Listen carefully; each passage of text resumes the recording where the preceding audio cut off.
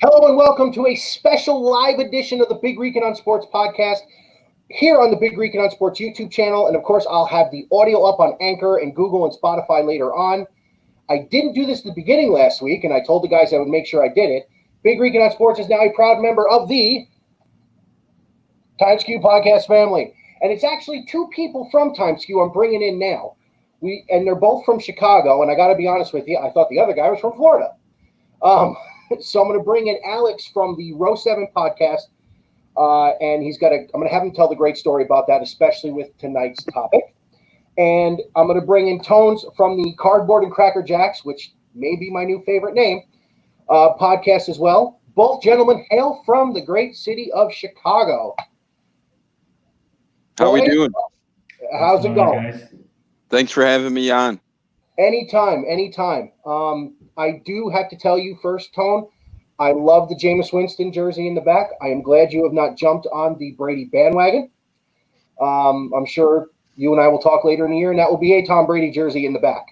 At least rock. Yeah, absolutely. I mean, it might be a little more expensive an autographed Brady jersey than an autographed Winston jersey, but nonetheless, you might see a Brady jersey floating around. But I still got love for Jameis Winston as always. You have to. And Alex, I know I've mentioned the story, which you had just told me. So if you could tell everybody how you got the name of your podcast, that would be awesome. So the inception of Row 7 all started 25 plus years ago when my dad, shout out to all the dads out there, happy Father's Day, took me to my very first baseball game. And I'll never forget, we sat first base side of the field, and I sat Row 7. And I still have that ticket stub to this day. So Row 7 means a whole bunch to me, just because we had that father-son connection, and that's where this whole baseball love hatred came from. Nice. Now, Tones, I asked Alex this when we were kind of chatting before, and he is a Southsider by heart. He is a fan of the Chicago White Sox. Do I sense hostility between the two of you because of this? No, I don't think there's any hostility. Alex is a great baseball mind who knows many great things. And actually, believe it or not, I was going to be a White Sox season ticket holder this year. It may have been for money purposes, not fandom purposes, but you would have caught me on the South Side catching some baseball games with Alex or his brothers. So, I mean, there's no hate. It's all love. Yeah. That's great. I meant the whole Cubs White Sox thing. So of course, and we'll just clarify it this way. Until I get put on one of their payrolls, the loyalty is there, but the hatred is nowhere to be found. Yes. I can honestly say if someone came on here and was a Yankee fan, we might throw down. Okay. Just going to leave it there. I respect that one. That's fair. I get that one. So as you boys can see, and Alex pointed out, I am a huge, diehard, psychotic New York Met fan. If my phone actually rang during the episode, you would hear it play Meet the Mets. So I want to dive in with you guys who, in my opinion, are in one of the greatest baseball cities in the world, especially with the great history that Chicago has, being maybe the oldest city outside of New York and Boston to have teams.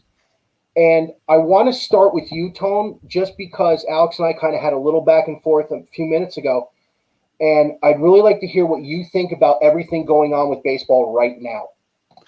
There's so many things to say, and we can talk all day about this, but to make it short and sweet, I guess, what the hell is going on with baseball? Nobody knows what they're doing. It's millionaires arguing billionaires. We have billionaires crying their pockets are empty. We have millionaires crying that they're not going to make X amount of dollars for playing X amount of games.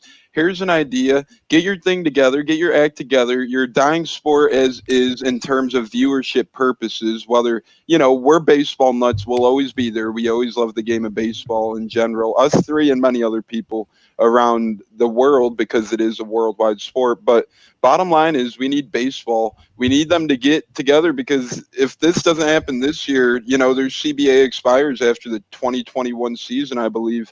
Who knows what kind of a muck we could be in there if these Tony Clark and the clown who runs Major League Baseball himself, I refuse to say his name, Rob Manfred at this time, thank you.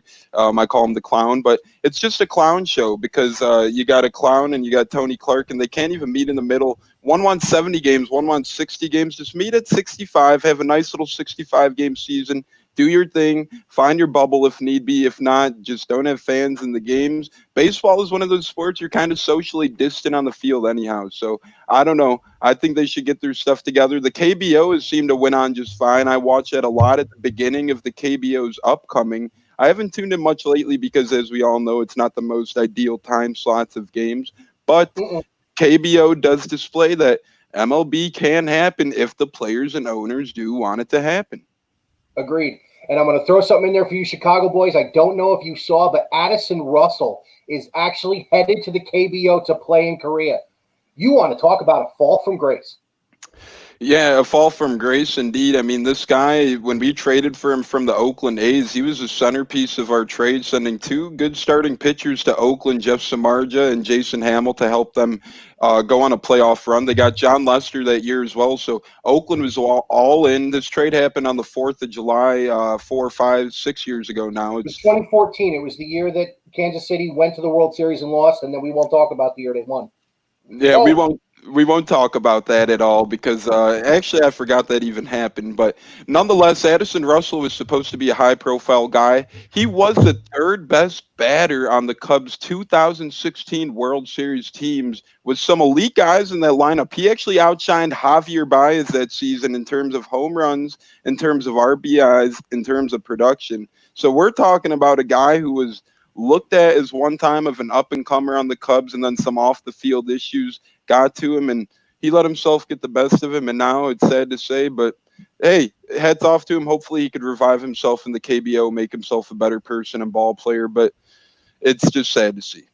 No, I agree with you. So, Alex, Tone really gave us a lot of the sentiment of what's going on with baseball fans right now. So, I want to go to you with this question. And if you were either Tony the Tiger or the Clown, where are you making the concession? Is it games? I don't want to talk about money because these guys arguing over money, and like I told Alex, I'm in finance. Trust me, it's not as good as people think it is right now. I don't want to talk about the money. I want to talk about what do you think is going to get them on the field? Is it going to be games? Is it going to be expanded playoffs? Universal DH? What do you think is going to be the linchpin? I mean, personally, I think it's just a matter of games. I mean, the fact that we're going 60, 70, 75, 69, there's every number has been thrown out there. Uh, if they could just meet in the middle, like Tone said, 65, you know, let's just get a friendly handshake or, the pound of fist if we're not doing the handshake right now because of what's going on, exactly the elbow. That's fine. Can we just meet in the middle? 65 would be a great number. And if it really came down to it, if they played 5 less games and came down to 60, so be it. You're already falling in the ranks of popular sports in the states. Do you think this would make baseball look any better? I mean, personally, let me just hit you with this a little bit. I'm a diehard baseball fan through and through. I will watch anybody play, and I'm talking like Seattle Mariners. But hockey is now climbing the ranks in my love for sports. So that's just to kind of give you a little bit of the frustration that is kind of venting out of me at this point. And no, I got you 100%. And I am with you. I think it's going to be the games as well. We went from the 114 offer of the players, which I think if you were going to do the 3 division thing, 10 teams in Florida, which we would have got a shot at the Yankees a lot, 10 teams in Texas and 10 teams in California, you could have made that work. When they started arguing dollars and cents and rules and this, it started to become just, you're scratching your head. Now, I know I told Alex this, Tone, I'm 41, almost 42. I remember 94 and 95 vividly. And I can tell you the downward spiral that the popularity of this game took after 1994 was epic. You're talking about a sport that 50 years ago, you ready for this? The 3 most popular sports in the United States in the 70s were baseball, horse racing, and boxing. None of them had a pay-per-view presence yet. I mean, Ali and Frazier fought on ABC. Then you go into the 80s, baseball still number 1. But when you hit 94, 95, that's when baseball started taking it down a notch. Then the internet came along, internet gambling, football. I did a whole episode on that 2 years ago. Not going to go there again. If they figure this out, and now we have the new COVID concerns, and the NBA is having their problems, can baseball hop the NBA?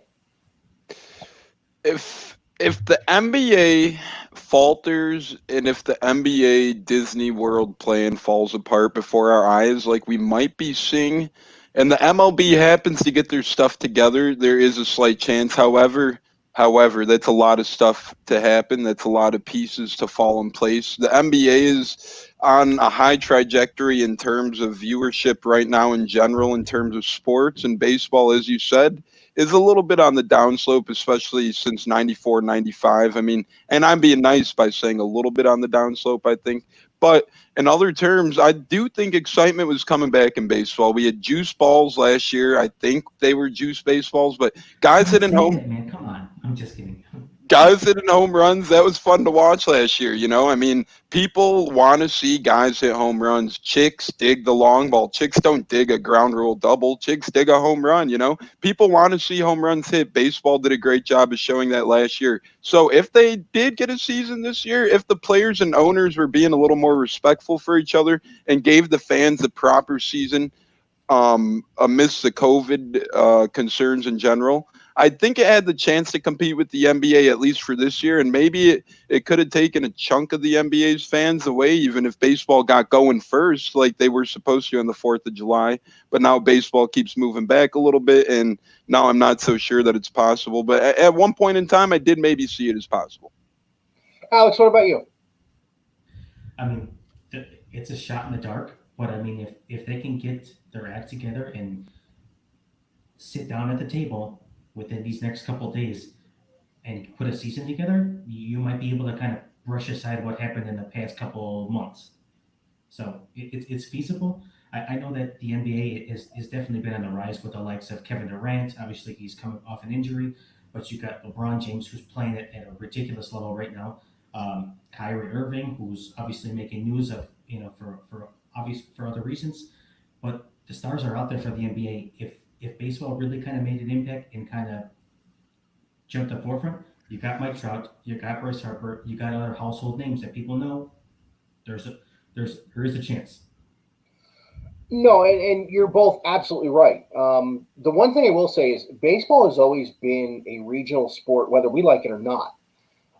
It is international, like you had mentioned, Tone. You have the KBO, you have all the great Japanese players that have come over. And of course, I mean, my last name is Martinez. They're coming from all over Latin America. But it's always been a regional sport. And I think that's part of the charm.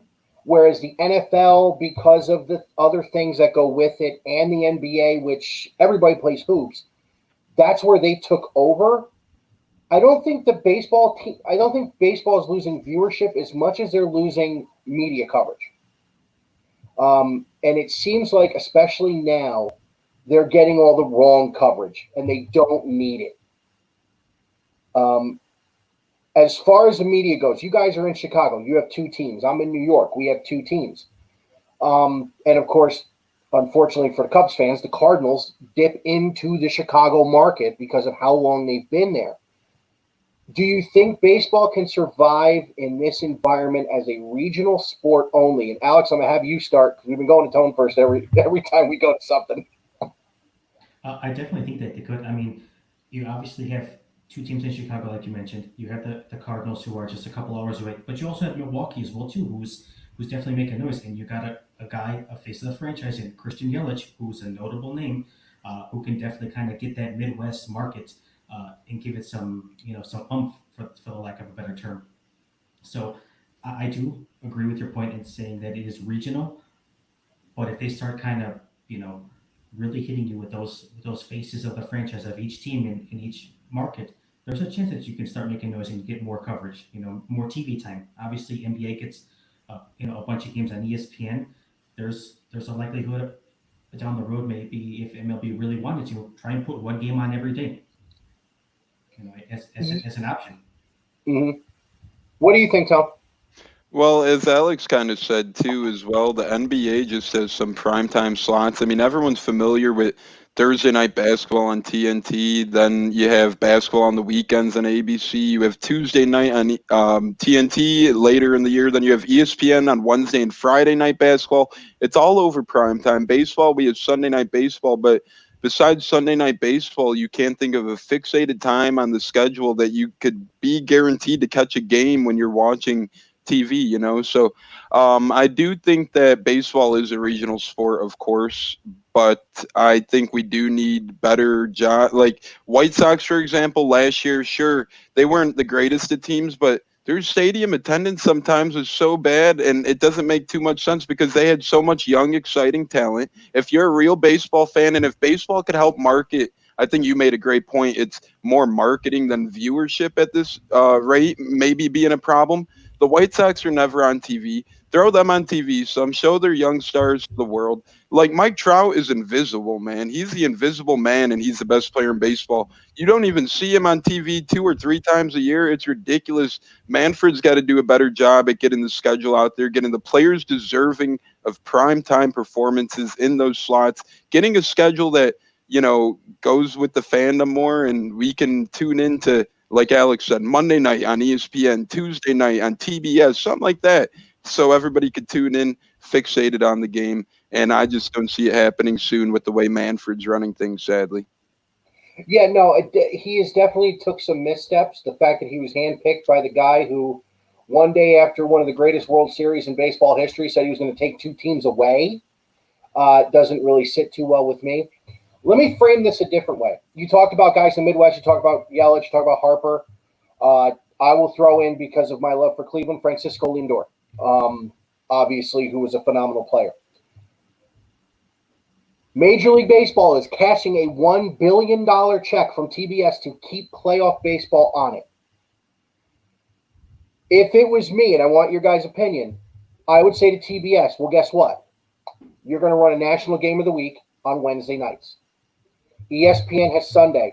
And by the way, 4 o'clock every Saturday on Fox after the second weekend of the season. Not that I watch Joe Buck a lot. MLB Network maybe being more readily available in cable packages. Do you think that makes a difference so we can see Mike Trout? So we can see, and now I know the West Coast is an issue, but the Saturday afternoon 4 o'clock game, if they made that the West Coast teams that you don't see, and the TBS the Wednesday night, hey, if it is a Yankees Red Sox or a South Side North Side series or a Subway series with the Mets and Yankees, you make sure that they're on. What changes other than what I just said do you think you guys would make to make it more accessible? Well, I think what would help it make it more accessible, I think I totally agree with you. A fixated Wednesday night, that would be a great idea for baseball to do. The Saturdays with the West Coast teams would be a great idea to do. And here's an idea too, instead of just clumping together like interleague play and rivalries. I know they did a better job of spreading it out since we are even now, but it seems that rivalries still appear around the same time in baseball. Here's an idea: have a weekend highlighted by Yankees Mets, and have Sunday night baseball, and then on Wednesday have a rivalry week and continue it with Cubs White Sox, and then on Saturday have a rivalry game with Angels and Dodgers, and just kind of have a prime time rivalry week that carries on the week, instead of just, hey, we're going to clump it all together in one weekend and you guys have to choose what rivalry you want to watch. You guys have to choose what stars you're going to watch. And of course, I'm going to watch Cubs Sox and you're going to watch Mets Yankees if they're all on at the same time or around the same time. But if you spread them out, you give them more opportunity. And as you said, MLB Network becoming more readily available, like an NFL Network has, will help the viewership tremendously. I know NFL Network's available in a lot of cable packages. I think that would be great. And I think MLB Network is on the come up. And I think if they solidify themselves a little more, it absolutely will help indeed. Cool. Alex? Yeah, I mean, I'm going to echo the same exact sentiments. I know I have MLB Network on my TV package, but like MLB TV on your phone, I mean, if you give that away to somebody for a year, yeah, I know it costs, but if you kind of put it in people's hands, and obviously everybody's on the go, not everybody can sit at home and watch TV or watch a game, from 3 o'clock to 6 o'clock or 6 to 9, whatever it may be. If they can get news and highlights on their phone, that's how everybody's getting their information. That's how successful the NBA is with highlights, the NFL is with highlights. Put it in people's hands, and I think you have the ability to kind of really market baseball much better. I will say this: I have the At Bat app on my phone, and I work 45 minutes from my house.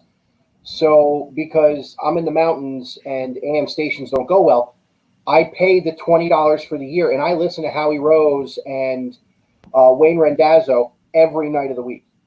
Howie is on my radio, and as much as I love Gary, Keith, and Ron, Howie is on my radio every night the Mets are on.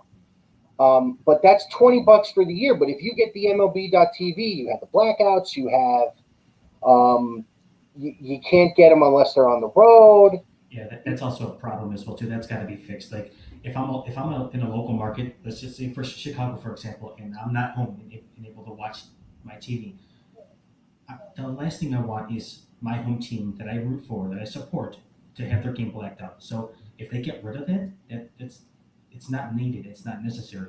Put baseball on the map. Yeah, the blackout restrictions are killing me. And now, I mean, I just recently got cable back after years of being just streaming. If you don't have a cable package and you can't get them, how are you supposed to stream it without paying an exorbitant amount of money for MLB.TV? Yeah, Because I hate to break it to you, all the jailbreak stuff, you never find someone streaming the games. right. Never. And I know that other, like the what is it, the NFL Pass, whatever it's called, and then Red Zone. Red Zone, that's been successful. They have to market MLB Extra Innings, that TV package, much better, because it gets 1 or 2 plays a week, and then after that you don't see it anymore. You got to give some people an incentive to sign up for that package, because it's quite a bit of money. Granted, Yes. you are getting quite a bit of games, but it's quite a bit of money for somebody to dish out aside from their cable package. Does anybody remember how fun the show Baseball Tonight used to be on ESPN, and everybody Oh my rallied God. behind Baseball Tonight? I mean, what would we do to get something like that? How is it impossible? As Alex said, I think Red Zone's a great idea. Why can't they do that with live home runs, live web gems, live saves happening? I know MLB Tonight does that, but that's on MLB Network. Have MLB Network showing a game, and then have their own distinct channel to be showing all the highlights going on of current games playing. They could do There those is one. things. And what's There that? is one. It's a paid-for channel, like on Spectrum where I am. If you go into the 300s where all the HD stuff is, I get like Pac-10 and Big Ten Network, which is great. But then you get to MLB and there's one underneath it, and it's locked because you have to buy it. Mhm. I will take this one further. Baseball Tonight was the gospel. Mm-hmm. It was Carl Ravitch. How many people would have never known who Peter Gammons was without Baseball Tonight? Having John Kruk in studio, and because I'm older than you guys, I remember this. I remember Chris Berman doing games in California late I at night on a 100% remember Wednesday. that. I 100% remember that. Chris The Berman was, commercial, he said, we have one game on the East Coast, and then we bring you to nightcap here on the Hotel California. I used to love doing that. Mhm. I'd get home late from something, and I would turn the late game on, and I would see. I remember watching Dave Stewart throw a no-hitter from that. I remember watching Dennis Martinez's perfect Yep. game. I remember catching a random Oral Hershiser start during the scoreless inning streak. Part of baseball's problem is ESPN sold their soul to the NFL. I think everybody on here can agree to that. Because Yep. Baseball Tonight went by the wayside when they spent $1 billion on Monday Night Football. So I don't think ESPN is the right broadcast partner.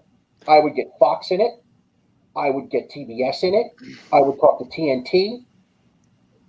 Anybody else. They're too much into football and basketball. Yeah, ESPN though, how was it so easy for ESPN's all about the money. They strike up a deal with KBO so easily in a dire need of sports just because they know people want live sports. Well, show some love to Major League Baseball. How do you do this deal with KBO, but you fail to do more than Sunday Night Baseball? It went from Baseball Tonight to just Baseball Tonight crew an hour before Sunday Night Baseball games. I don't even know if we're going to get that Baseball Tonight crew an hour before Sunday Night Baseball games anymore. Well, the only time I hear the words baseball tonight is if you listen to a professional podcast. Buster Olney does one every day, and he has Kirchin on. I mean, come on. When ESPN did their mass layoffs and names like Jason Stark were gone, the only real baseball analysts they have on that were players on the payroll are Teixeira and Perez's son. What's his first name? Eduardo Perez, yeah. That's all they have. And you need more than that. I mean, a lot of people are Mark Teixeira fans in general. So, hey, if I don't like Mark Teixeira, what inclines me to tuning into ESPN to hear a guy I don't like talking about baseball? I can't stand Teixeira. And I know you can't either. And then you look at MLB Network, and they have so many guys on their staff. They just aren't, as popular as NFL Network. So they have a harder time getting their name out there. Like you said, you got to pay for one of their special channels. ESPN's got to adapt more baseball analysis. Man, it's sad. I agree. So the last part of this that I wanted to talk to you guys about, because again, I thought you were in a different state, Tone. What before COVID and everything else, what were you most looking forward to when your teams hit spring training this year? And Alex, I'm going to start with you with the South Side. If you want to expand on something you don't hear from him, Tone, and then I'll bring the Mets right as soon as you guys are done. Alex, take it away. Yeah, I mean, the likelihood of there being a rivalry kind of brewing again from on the north side and the south side. That obviously you have the Cubs, who are a stronghold in the city of Chicago, and yeah, rightfully so. You put the likes of Rizzo, Bryant, Baez, and so on and so on. But the likes of Tim Anderson becoming household names, Yohan I love Moncada him. becoming, you know, Eloy Jimenez. The fact that there was a team that was on the coming up was just really something I was excited about. And yeah, obviously a Southsider by heart, but I was just excited to just see baseball in general. When we have months and months of winter, and you hear, oh, baseball's coming. Like I was ready for it. I take off opening day as a holiday, my own personal holiday. I use a vacation day for it, just to show Same here. you, like where exactly I stand. So I'm watching baseball from noon that day, that early game, all the way through the night. So yeah, Southsider by heart, die hard, but I'm a baseball purist and a baseball fan at the core. Like there's no other way to put it. So that's what I was really looking for, just baseball in general. Yeah, So I was looking forward to the North Side South Side rivalry getting going again as well, because the Cubs did something where they built from the ground up again. They regutted the whole system, then signed some veterans when they were ready to win. And the White Sox did the exact same thing, and they signed Dallas Keuchel, they signed Yasmani Grandal, they signed a few other guys who really put him over the top this offseason. So it would have been really fun. It would have been a treat. Spring training was in the air, the vibes are flying, and everyone was happy that baseball was back. And then next thing you know, COVID hits, and then these negotiations get stuck. And now you kind of forget all the good hype that was surrounded in spring training. It seemed like a lifetime ago that we named David Ross as manager. I'm a Joe Madden fan, so I don't know how I feel about Rossi, but in spring training, I would have liked to get a feel for the guy like I was. And then all of a sudden, you hit that wall. So anytime you have a new manager coming in, fresh off of not even coaching before, with a team who just had so much success, it's going to be interesting. In spring training, yeah, I think they could have used that time to get to know each other, and I don't think this does any benefits for the Cubs, honestly. no, I agree, and we won't talk about managers with the debacle my team went through with the naming of Carlos Beltran, and then of course now Luis Rojas, who by the way has a phenomenal baseball pedigree. I was looking forward to him. I was looking forward to, very honestly, a third consecutive Cy Young out of Jacob deGrom. I was looking forward to telling Yankee fans how they feel to pay an extra $180 million for the second best pitcher in New York. I wanted to see what Pete Alonso was going to do, and even when Syndergaard got hurt, adding Porcello and Waka was huge for the Mets in the offseason. I was jacked because every other team in the division did not get better. They stayed the same, or they got worse. Like the Nationals lost Anthony Rendon. What's Soto going to be without Rendon in the lineup? I was so pumped. I mean, this is the spring training hat. This is the one that they came out with this year. I was ready. As you can see, I was decked out. I was the whole 9 yards. And then COVID happened, and now this, and I'm just down on it. So the last question I want to ask you guys, Alex, you said you're a baseball purist. One of the sticking points is universal DH. Does it make your skin crawl as much as it makes mine? It did when I first heard about it, but I mean, at this point, just because I'm dying to see some baseball, I'm just like, I can live with it. Obviously, yes, it was like, whoa, whoa, whoa, whoa, what are we doing here? Why are we changing the game? I understand the whole analytics and that coming into play. That was fine.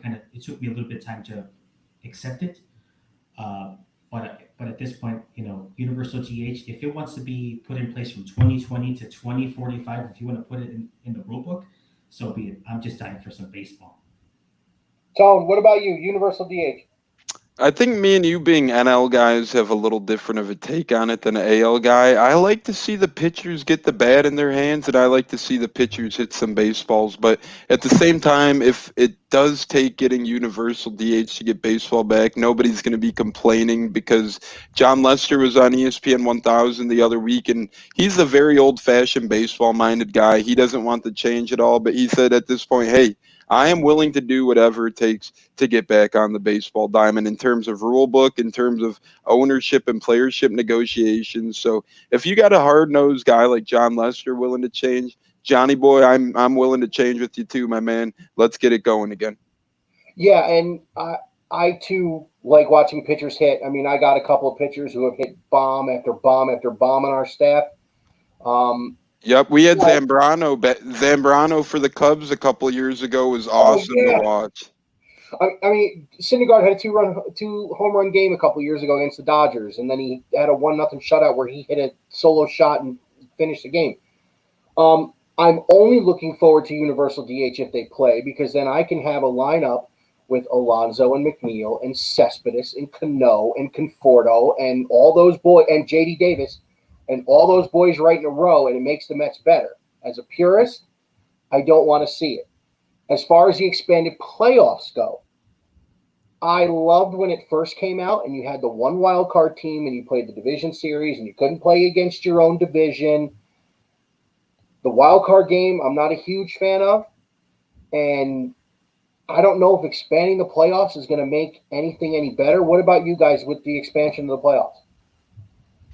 I don't think the expansion of the playoffs is going to make much better besides maybe make the baseball postseason a little more watered down, so to say, because that wild card game in general, a lot of teams' number one pitchers can't even pitch in that game to begin with off the bat because it's coming off the heels of a such important last Sunday of the baseball year where their best starting pitcher probably has to start that game or so forth. So that one game playoff, as much as I do like it, it is intense, the wild card game, and it does give a chance to, I think it is the right amount of playoff teams right now. I wish the formatting was a little better, maybe a 3-game series, so to speak, for that wild Yeah. card round. Even it up a little bit, give both teams a little more of a chance, and give them a little more days to catch their breath a little bit. But so to speak, I don't think adding in more teams would be the best idea for baseball. Alex? Yeah, I'm gonna back it up 100%. I get it. I understand why they did it for logistics purposes, but I always enjoy seeing that one game wild card, win and in type of thing, just because like obviously you have to kind of coach managers have to shift their lineup, shift their rotation just a tad bit because, like Tone said, your ace probably had just pitched, so you got to go with your number two, number three, or maybe a number four. So it makes it a little interesting. So I'm a fan of keeping it the way it is, but for logistics purposes, I get it. Yeah, and we've had a couple of really good matchups in the last few years. We did have Garrett Cole and Arrieta in 2015. Yep. 2016, of course, we have Syndergaard and Baumgartner went at it first. Syndergaard went 7 innings. But yeah, I mean, don't get me wrong. I like the wild card game. It's just, it should be a 3-game series, in my opinion, because you're not getting a real sense of who's going to go deep. 3, 5, 7, 7 isn't that hard to do, in my opinion, with scheduling, especially with most of the teams recently that have played in the World Series are on the West Coast. So I want to wrap this up with one last thing, and this is something that I asked a buddy of mine a few weeks ago. If you could make one move for your team going into an abbreviated season, or even if this would have been the full 162, what was the one move you wanted your team to make that they didn't make that you think could bite them? That's a good question. Go ahead, Tones.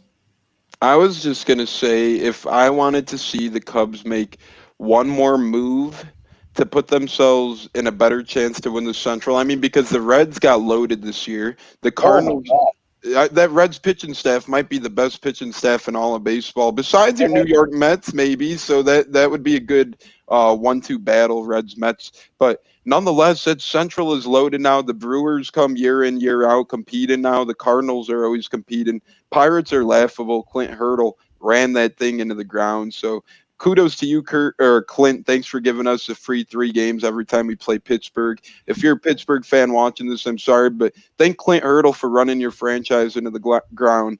Anyways, one thing that I wish the Cubs could have done to put themselves over the top to get them to that next level would have been to add a veteran pitcher, whether it's for the back end or the front end of things. I think that their lineup with guys like Rizzo, Bryant, and Baez, and Contreras and Schwarber, if you can't hold your own with guys like that, then maybe you got to blow the team up. And our pitchers are getting older. John Lester's getting older. You know, Cole Hamels drifted elsewhere. John Lackey a few years back left us. We could use a new pitcher, a big time pitcher, and we just didn't get that. And although Yu Darvish is on the up and up, one thing we learned in baseball with the Mets going to the World Series is you can never have too much pitching. You can never have too many pitchers. And that is what I would have liked to see the Chicago Cubs address. But, you know, the Ricketts keep crying broke. I guess every owner, every billionaire owner just doesn't have a penny to pinch nowadays. Before you start, Alex, here's what kills me with the Ricketts saying they're broke. I have never seen Wrigley not full. Nope. It's full And I remember watching the Wednesday at first game 1:20. at night against the Mets 32 years ago. I have never seen that ballpark empty. Yeah, I was at that fun Mets Cubs battle. The ballpark was sold out when Sean Marshall, our pitcher, hit a grand slam. I believe it was on a Saturday. It was in '07, I want to say. But nonetheless, as you said, it could be any series, any game, any time the Cubs were sold out. Besides maybe their back trend the year after Lou Piniella when they went into the Mike Quaddy, Dale Swayven games, you might catch a Tuesday night game 95% full, sure. But nonetheless, fans there all the time, money's being spent. Come on, Ricketts. Tone, Alex, real quick, I want to interrupt you there. I remember that game that you were at. That was the night before Tom Glavine won 300. Yes, it was. Alex, go ahead with the White Sox. Gosh, I probably would say another pitcher, not necessarily an ace, because I would not want them to go out and spend ridiculous money on the likes of a Garrett Cole, because he's obviously, I think he's 30 now, or just over 30, right? Cole, I think, is 28 or 29. Oh, okay. So I take that back then. So right there. Right, but I would not want them to give him an 8, 9, 10 year whatever contract he got. So probably just like another veteran pitcher would probably have sufficed. Maybe some infield help. I know obviously they have Abreu at first. Moncada can play second or third. Tim Anderson at short. I mean, I know there was a lot of rumors out there that the Rockies were looking to trade for Nolan Arenado. So, you know, seeing him kind of be in the pinstripes would have been nice, but I know he had a more of a connection with the Cardinals that seemed to look like it was kind of brewing to be some type of trade. But I mean, obviously with whole COVID and stuff like that, it kind of fizzled. But that would have been nice. And my brother's watching live. He just texted me right now, and he was at that Tom Glavine game too. Was he? So, yeah, that is an interesting tidbit right there. I was in Cleveland at my parents' house, and my father and I, who it seems like every big Met thing that's happened over the last 20 years since I moved back to New York, we're either on the phone or it happens when I'm there. Because a couple nights after Glavine won 300, I was at my friend's house out there, and that's the night Bonds broke the record. Yep. Yeah, So, that was a historic little week or two run in baseball for sure.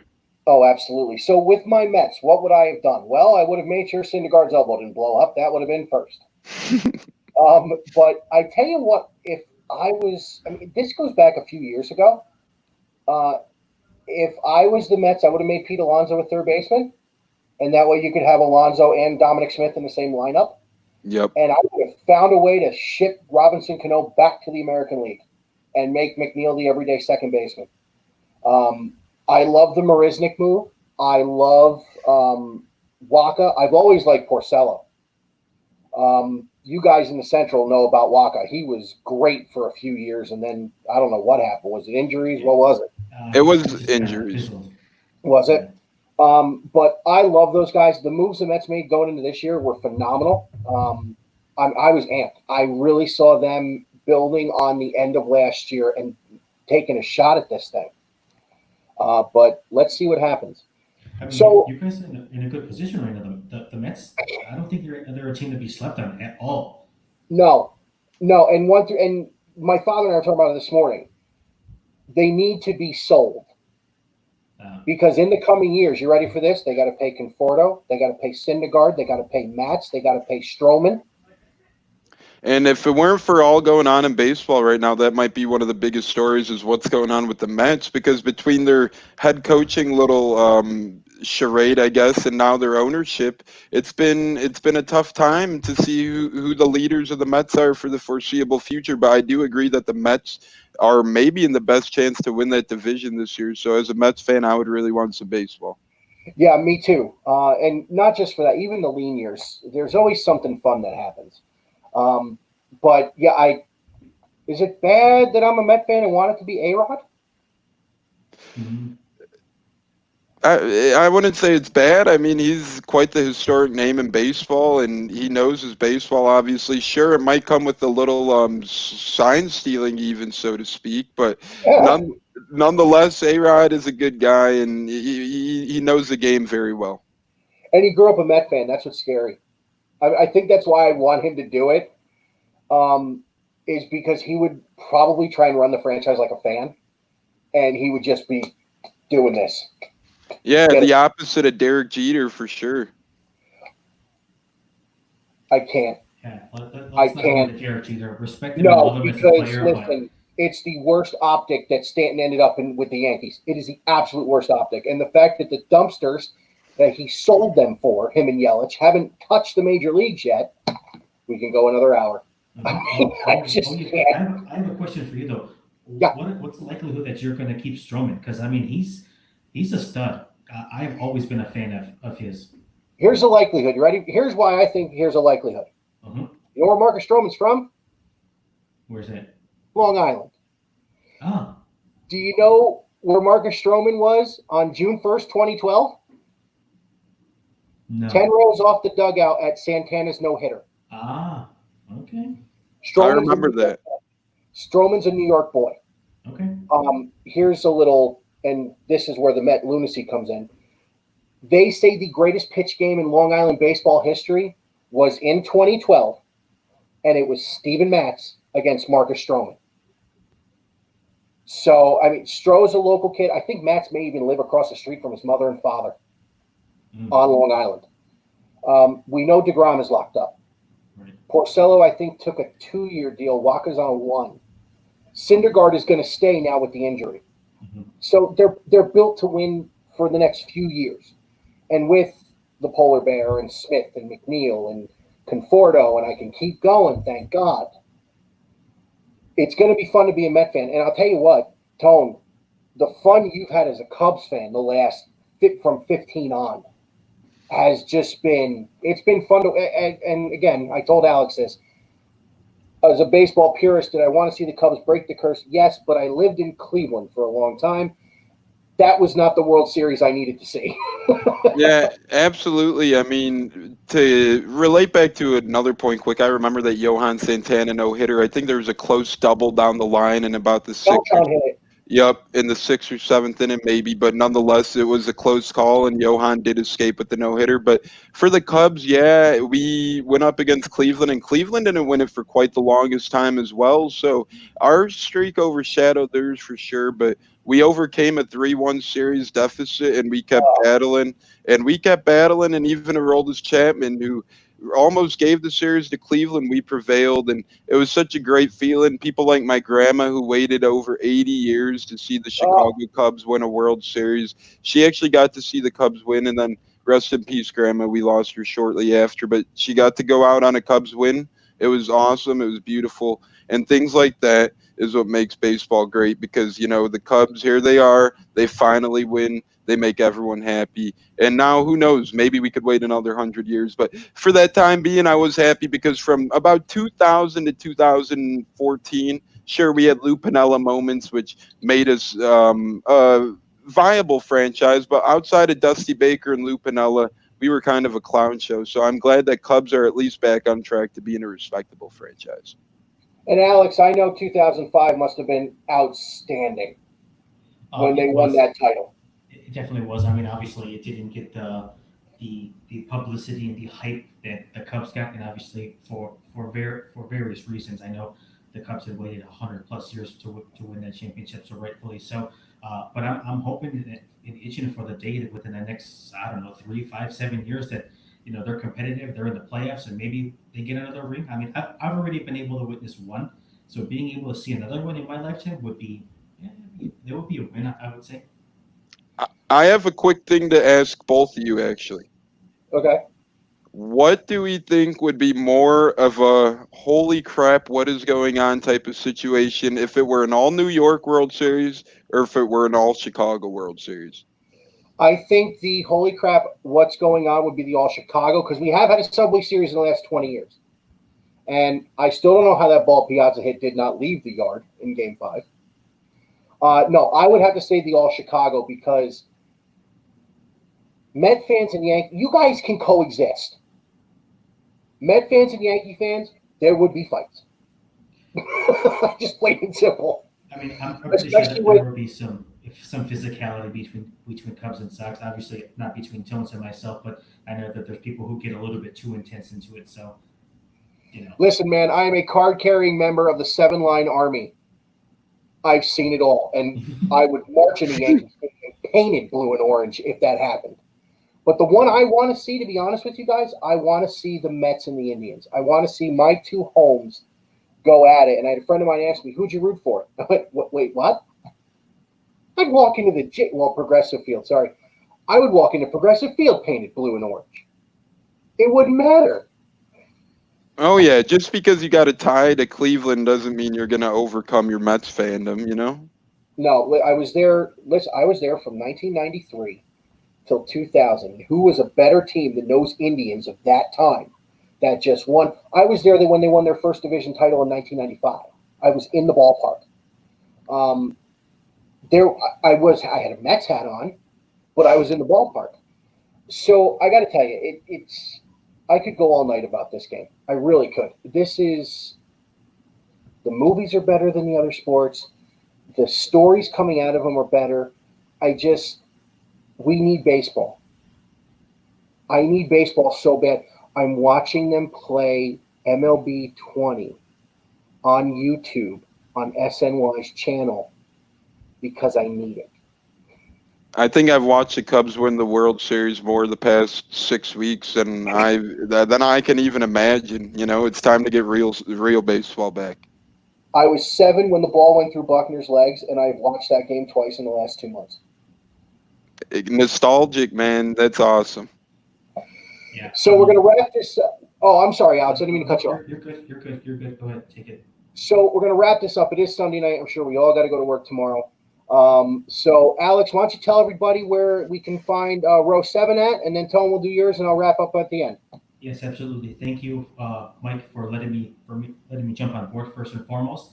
No But you problem. can find me on Twitter at Row7Podcast. That's Row the number 7 podcast. Definitely give me a follow. Check out my podcast. I just started. I'm like 9 or 10 in, so I'm working from the ground up. But we're looking to build an empire here. So we'll go from Nice. there. Yeah, and as Alex said, Row 7 Podcast is always a great listen. Be sure to go follow them and be sure to also follow me. If you want all sports thoughts and tweets, go to Tricky Tones, BGTE for myself or my podcast, which tones in on sports cards. No pun intended, tones in, but tones in on sports cards and baseball in general. You could follow us at Cracker Jacks Pod. And Mike, Big Ricken, this has been awesome. I'm glad you had us on. I think this was a fun time. I would do it in a heartbeat, man. Thanks a lot. And Alex, it's always great talking to you. So, guys, again, I want to thank you for being on. Usually, my live stuff has only been about the NFL. So, to sit for almost an hour and talk baseball with you guys has been phenomenal. As always, everybody, you can find Big Rican on Sports on Spotify, Google, Breaker, Radio Public, and, of course, on Anchor. Facebook, Big Rican on Sports. The YouTube channel, Big Rican on Sports, where we are now, as Google started. Um, Twitter at Big Rican on Sport, and now on Instagram at Big Rican on Sports. So, guys, I want to thank you again for being on. Here is to the 2020 hopeful season, and a tip of the cap to you, gentlemen. It has been a lot of fun. Take care, guys. Everybody at home, we'll talk to you next week with another episode. Thanks.